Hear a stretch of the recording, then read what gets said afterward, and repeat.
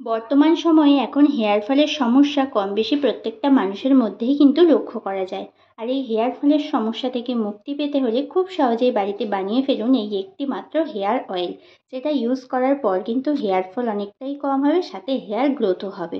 তো আমি এই নিয়ে কিন্তু সেকেন্ড টাইম বানাচ্ছি। এর আগে ফার্স্ট টাইম যখন বানিয়েছি ভীষণ উপকার পেয়েছি, তাই সেকেন্ড টাইম আবার বানাচ্ছি।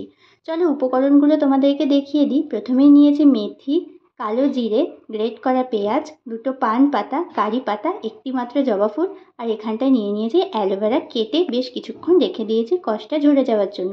এখানে নিয়ে নিয়েছি কোকোনাট অয়েল।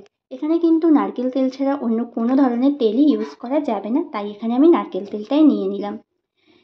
আমরা প্রত্যেকেই জানি যে মেথি আর কালো জিরে আমাদের চুলের জন্য কতটা উপকারী, সাথে কিন্তু পেঁয়াজের রসও। পেঁয়াজের রস কিন্তু আমাদের হেয়ার গ্রোথ করতে অনেকটাই সাহায্য করে।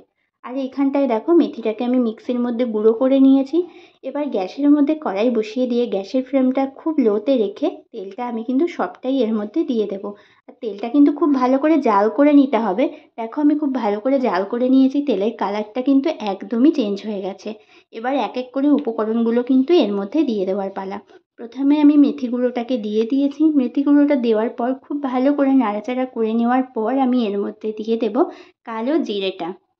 এখানে আমি যেই উপকরণগুলো দেখাচ্ছি প্রত্যেকটা উপকরণই কিন্তু আমাদের চুলের জন্য ভীষণ উপকারী। আর তোমরা যদি পারো জবা ফুল আরও কয়েকটা আর কি নিলে ভালো হয়, যেহেতু আমি পাইনি তাই একটা দিয়েই কাজ চালালাম।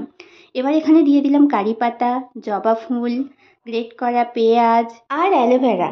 তো সব কিছু উপকরণ দিয়ে খুব ভালো করে মিশিয়ে নেওয়ার পর দেখো বুঝতে পারছি এখানে আমার উপকরণগুলোর তুলনায় তেলটা কিন্তু অনেকটাই কম হয়ে গেছে।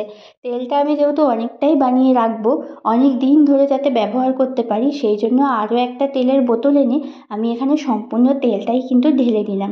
যেহেতু এই তেলটা পরে দেওয়া হয়েছে তাই উপকরণগুলোকে কিন্তু আরও কিছুক্ষণ ধরে তেলের সাথে মিশিয়ে নিতে হবে, যতক্ষণ না প্রায় লাল লাল হয়ে যায়।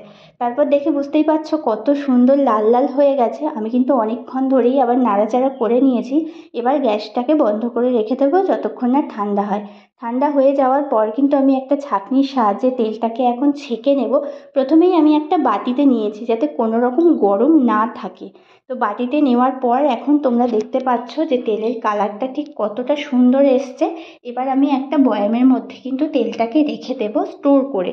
তো এখানে আমি নিয়েছি একটা কাচের বয়াম, কিন্তু এখানে কোনো প্লাস্টিকের বয়াম নিলে তেলটা গন্ধ হয়ে যেতে পারে, সেই কারণে আমি কাচের বয়ামের মধ্যে কিন্তু তেলটাকে রেখে দিয়েছি। আর তেলের কালারটা কেমন এসছে বলো? তোমরাও কিন্তু চাইলে এই রকম তেল খুব সহজেই বাড়িতে বানিয়ে ফেলতে পারো। আশা করি তোমাদের হেয়ার ফল অনেকটাই কম হবে। তো এই ভিডিওটা কেমন লাগলো অবশ্যই কমেন্ট করে জানিও, ভালো লাগলে অবশ্যই একটা লাইক করে দিও।